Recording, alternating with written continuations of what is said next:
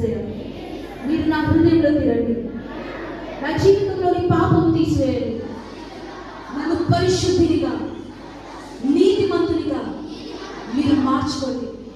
నేను నీ కొరకు నిలబడతాను నా దేవా, నేను నీ పని చేస్తాను నా దేవా.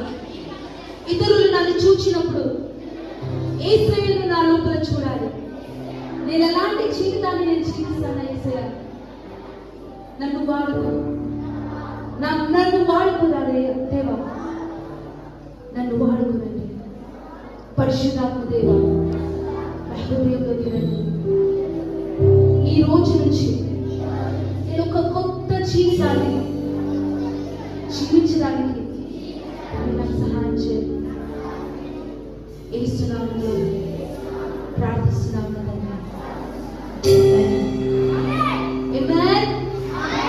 అందరం కలిసి ఒకసారి హల్లెలూయా హల్లెలూయా ఒకటి చెప్పాలా?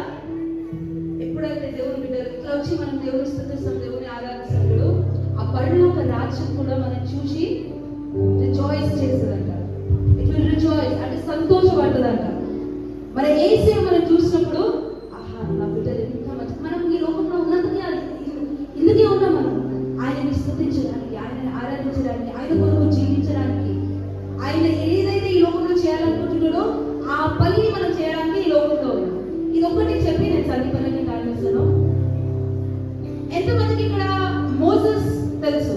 మోషే బైబిల్ మోషే.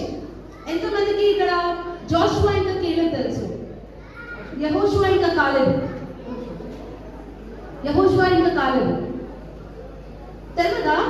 ఓకే, సింపుల్గా చెప్తా. ఒక టైంలో మన ఇశ్రాయేల్ అంటే మన పితరులు ఐగుప్తులో ఉంది. వాళ్ళందరూ కూడా కూర్చొని అందరూ కూర్చోండి ఒకసారి. ఓకే, వాళ్ళందరూ కూడా దేంట్లో ఉండే తెలుసా? బాండేజ్ లో ఉండే.